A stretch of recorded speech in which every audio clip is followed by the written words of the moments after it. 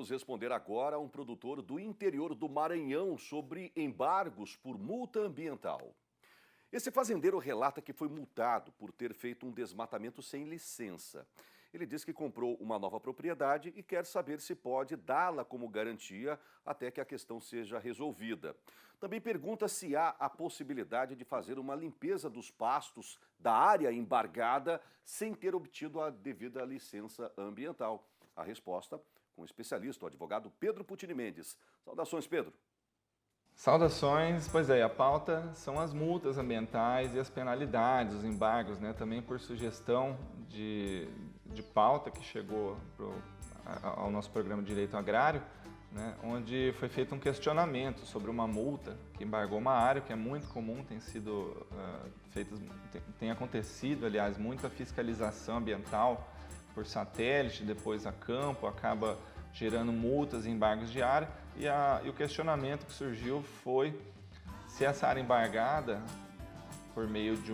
embargada por conta de um desmate ilegal, foi desmatada, aí a vegetação começou a sujeira, a vegetação invasora começou a surgir de novo nessa área desmatada ilegalmente, e foi questionado se poderia ser feita a limpeza, né, já que foi introduzida a pastagem, embora o desmate tenha sido feito de maneira ilegal, né? Então vamos comentar um pouquinho sobre isso. É importante esclarecer que se houve um embargo de uma área é porque a fiscalização passou por essa propriedade e formalizou um documento chamado auto de infração, né? E nesse auto de infração já deve estar ali identificado o nome, a infração ambiental e descrevendo qual foi a infração e em que lei que ela está fundamentada. É importante observar isso, vai estar lá o artigo de lei, qual é a lei. Normalmente é o Decreto Federal 6514, que tem um rol de multas e valores, e a Lei de Crimes Ambientais, que é 9605 de 98. E também pode ser aplicada a penalidade, além da multa em dinheiro, a penalidade dos embargos da área, ou seja, fechar essa área, não pode ser utilizada, e também a apreensão daquilo que foi utilizado nessa infração, como maquinário, motosserra, enfim. E além disso, será exigido do produtor que ele faça a recuperação da área. Então eu estou fazendo esse contexto, mas vamos para a situação prática, né? A situação do desmate. A regra é que para todo desmate, ou seja, para toda supressão vegetal, seja obtida uma licença ambiental, ou seja, uma autorização no órgão ambiental competente para que seja retirada essa vegetação. Se isso não é feito, aí está caracterizada uma infração ambiental, que por sua vez vai ter a aplicação daquelas penalidades que eu falei, do decreto e da lei de crimes, tudo conforme está descrito na legislação. E além dessas duas, nós temos aí então a penalidade administrativa, nós temos o crime e tem o Código Florestal, por sua vez, que traz a obrigação de recuperar a área. Então é o que nós chamamos de tríplice responsabilidade ambiental, administrativa, criminal e reparação do dano. Isso é possível, né? É um excesso de penalização, mas é possível, é previsto pela Constituição Federal e é um erro muito comum na compreensão de muitos produtores e até mesmo engenheiros ao defender essas multas ambientais. Bom, se a área foi desmatada, então, sem autorização, ela não pode ser utilizada. Caso contrário, nós teríamos uma enorme brecha na legislação, onde o produtor faria o desmate, depois alegaria que essa área já está desmatada, agora precisa ser limpa, né? Precisa ser roçada para não sujar, como é o caso do questionamento que nós recebemos, e obviamente essa não é a intenção da legislação, né? Porque ao imaginar que o desmate dessa área deve ser analisado pelo órgão ambiental, nós temos também uma responsabilidade do órgão ambiental em verificar se essa área possui alguma fragilidade antes de autorizar o desmate, certo?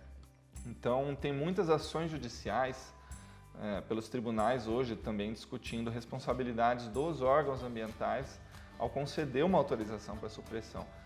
Atualmente tem muitas demandas no bioma Pantanal, né, inclusive contra o órgão ambiental que concedeu essa autorização. Então, por isso, né, não tenha dúvida, a gente não tem dúvidas aqui de responder que essa área, se for embargada, não pode ser nem limpa, né, tem que permanecer intacta até que o resultado da defesa ou do recurso que você entrou no órgão ambiental seja julgado. Então, portanto, se a autoridade ambiental entende que é necessário recuperar a área onde foi cometido o ilícito ambiental ou a infração, não é possível descumprir esse embargo para fazer a limpeza de uma área que deve voltar a ser vegetação nativa.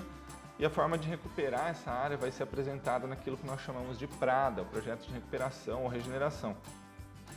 E o descumprimento dos embargos, ele gera sérias penalidades, está no Decreto 6514, o artigo 15b desse decreto, ele fala que as penalidades do embargo elas só deixam de existir se foi extinto o auto de infração, ou quando o infrator regulariza a obra ou a atividade que causou esse problema. Então o órgão ambiental tem que autorizar o levantamento do embargo para fazer qualquer intervenção nessa área. E também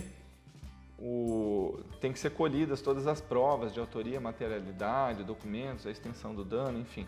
E o descumprimento total ou parcial desse embargo, dessa proibição de usar essa área, pode ocasionar ainda duas penalidades. A primeira delas é a suspensão da atividade que originou essa infração, ou seja, se a atividade é pecuária, vai suspender a pecuária ali porque você está descumprindo o embargo. E a segunda é o cancelamento de registros, licenças ou autorizações de funcionamento da atividade econômica junto aos órgãos ambientais ou de fiscalização. Então, portanto, muito cuidado, não se enganem nessas situações, ainda nessa semana eu acabei orientando um engenheiro que fez um laudo para um de nossos clientes dizendo que a área já estava formada, mesmo sem autorização ambiental, e que por isso não teria uma infração ambiental ali, É um erro de interpretação, porque se no passado também não teve autorização ambiental para essa área ser suprimida e hoje foi fiscalizada, é um problema, É o que nós chamamos já de passivo oculto. Então, foram algumas recomendações para esse tipo de situação e em próximas edições a gente comenta mais um pouquinho. Saudações e até a próxima. Maravilha, grande Pedro, magnífica resposta aí para esse telespectador.